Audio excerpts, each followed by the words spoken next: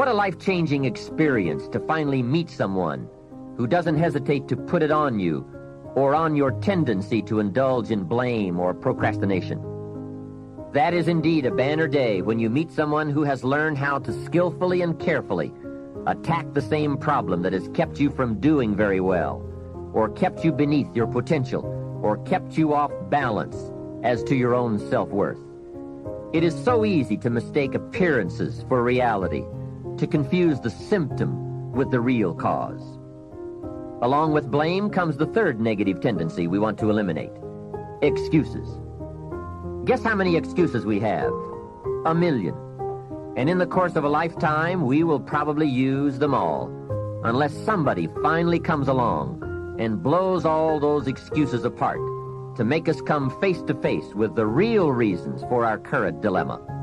Until that time, we will probably use another 1,000,000 excuses to prevent ourselves from having $1 million. You see, it's not what happens that determines the quality or the quantity of your life. It's not what happens. And the reason is because what happens to about everybody. The sun went down on all of us last night, a common event. And I found out the same things can happen to two different people, but one gets rich and the other stays poor. Why is that? It's because it's not what happens, but rather it's what you do about it. That is an important phrase for your written and mental notes. It's not what happens, it's what you do that makes the difference in how your life works out. What happens is about the same for everybody. It's what people do that makes the difference. Anything can happen, right? I've heard all of the stories. Hey, I've been one of the stories. We could all tell stories for days on end. Anything can happen. Have you heard of Murphy's Laws? Surely you have. Murph had these laws. One of the laws was, if anything can go wrong, it will. That's one of Murphy's laws. Anything can happen. I've fallen out of the sky so many times, once to the tune of a couple of million. Devastating. Took me a while to get over that one. Now, it wasn't all that much, but it was all I had. That's much, right? When it's all you've got. If you've got 3 and 2 go and you've got 1 left, you aren't looking that bad, but when it all goes. I'm sure you've had that kind of experience. Of course, a long time ago, when you ran out of money and got to 0, you were all through. Heck, now you can whistle right on by 0, right? They will bury you these days. But those are happenings. Everyone's got the same happenings. The big question is, what are you going to do about it? So I have a challenge for every one of you this weekend. The challenge is simple.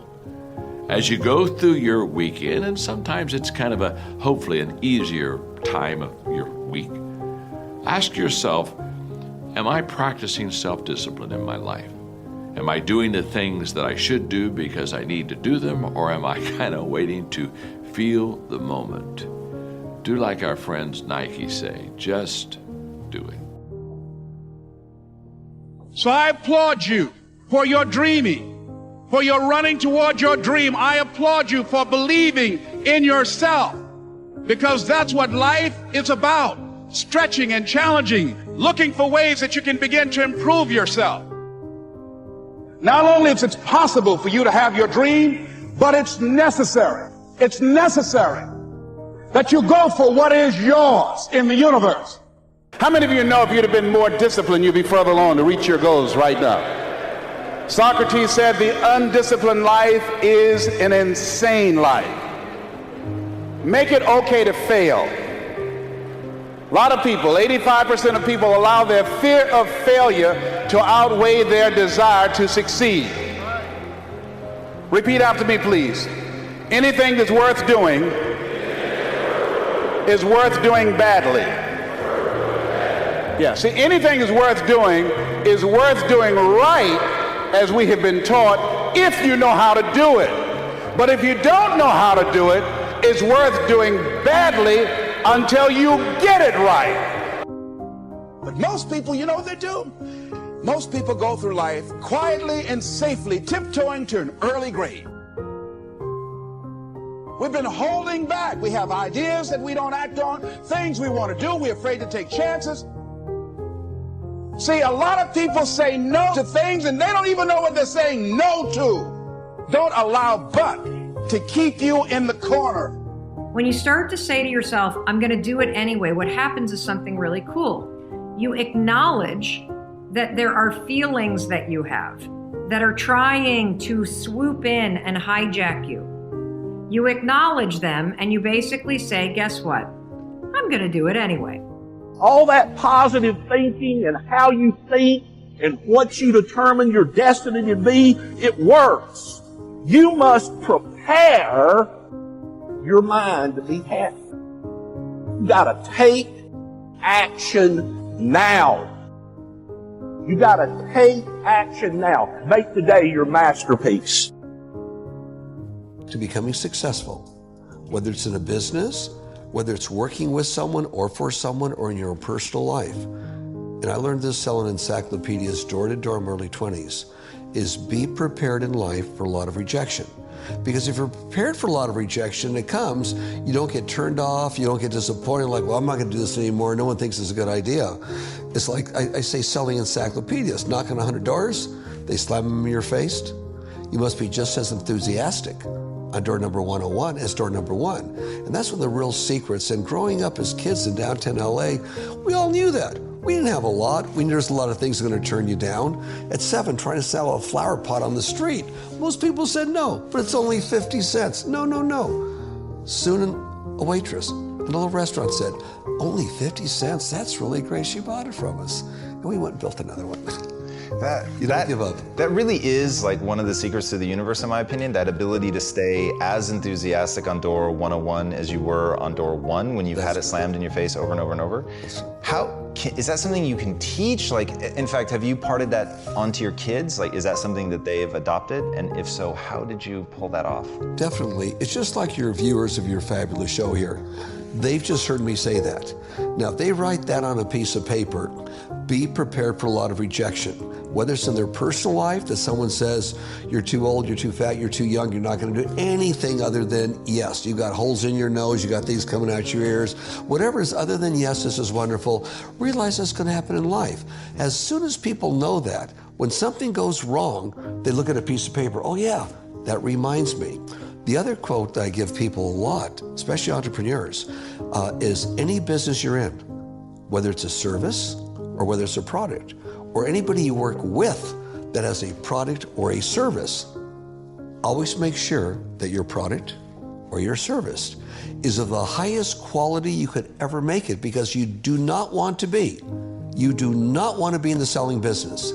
You want to be in the reorder business.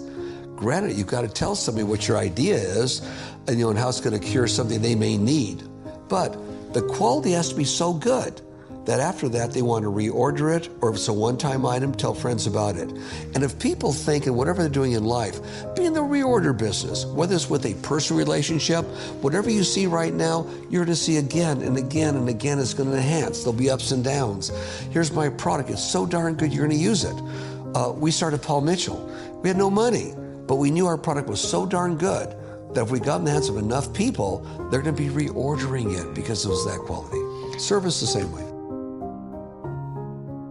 I have from an emotional standpoint, I will put myself in the almost emotionally invulnerable position. Like I've spent an inordinate amount of time on that. Yeah.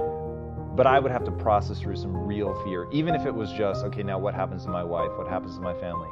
So how did you deal with that? Here's an important piece of this is when it comes to accepting all things that you can't change, death is one of those things. So I made peace with death a long time ago.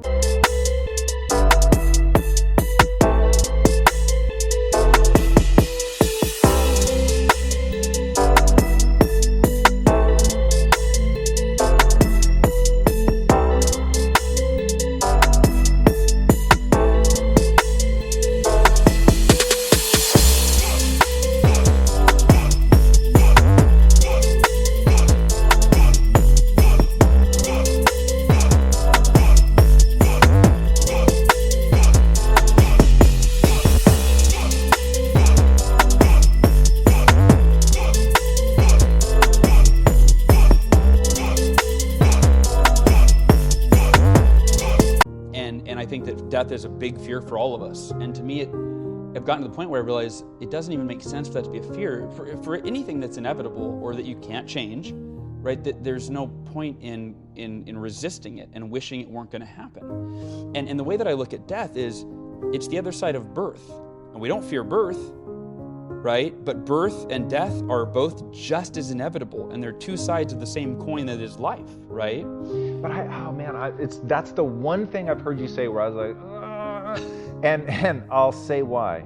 Birth gives, death takes, or such is my perception right now. And maybe you're about to give me a breakthrough, and I'm so fucking open to that you can't imagine. Yeah. But like, the thing that I really want to understand, like how you've dealt with it internally, is that and maybe I'm packaging it wrong when I say it out loud, but that sense of I want something so badly, and thusly I am terrified to lose it.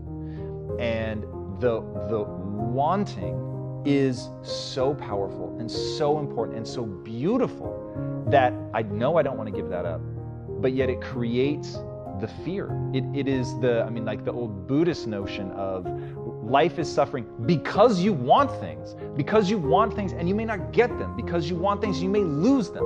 Like the love for a child, I imagine, I'm not a parent, I imagine is transformatively profound, but it fucking sucks you in, dude. And it gets you to the point where now, like right now, I'm not afraid to die except for my wife.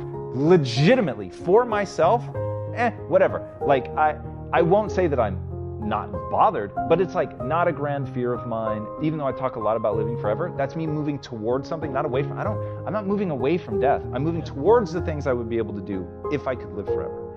But dude, the thought of having kids or the thought of leaving my wife behind, that shit makes me emotional. Yeah. And so I really want to know, like, how did you process through that? Because in there somewhere is a breakthrough for me, if nobody else. Yeah. So that was the hardest thing. Like I said, because I've made peace with death, I was imagining my wife and my kids losing me, and especially my kids. Like the most important thing in my world, in my life, is that I can influence my children in a positive way to set them up for a great life, right?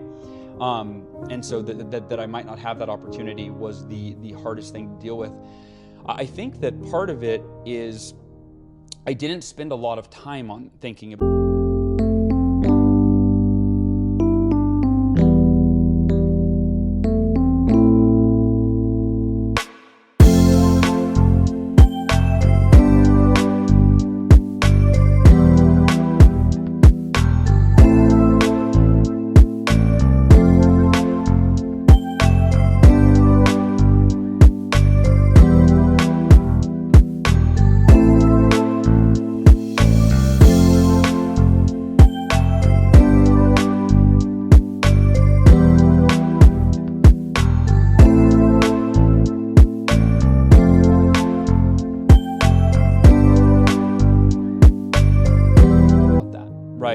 So that's the thing, is people that have a lot of fear, you're thinking about the things that you're afraid of, right? You don't have the fear of, if you're not thinking, right? If you're not thinking about the thing you're afraid of, but as soon as you're thinking about it, the fear comes up. So for me, I use affirmations a lot too. That's one of the miracle morning practices, is affirmations. And affirmations, I think, have a kind of a bad rap, like Stuart Smalley, I'm good enough, I'm smart enough, and people like me. And then they're taught by like a lot of self-help pioneers is like, lie to yourself. If you want to be a millionaire, just say, I am a millionaire over and over and over until you believe it, right? But if we know the truth, you're like, I'm a millionaire, your brain's like, dude, no, you're not, right? You're like, shut up, I'm doing my affirmations, right? Like, so anyway, the point is, the way that I view affirmations is they simply direct your focus on wherever you want your focus directed. So you can literally, like a computer program, you can go, okay, what are the beliefs that I want to focus on so they expand inside of me? Even the thoughts that I want to focus on. What are my values? What are the behaviors that I need to embody, right? So you read these affirmations every day and you're programming yourself to live in alignment with that program that you've designed.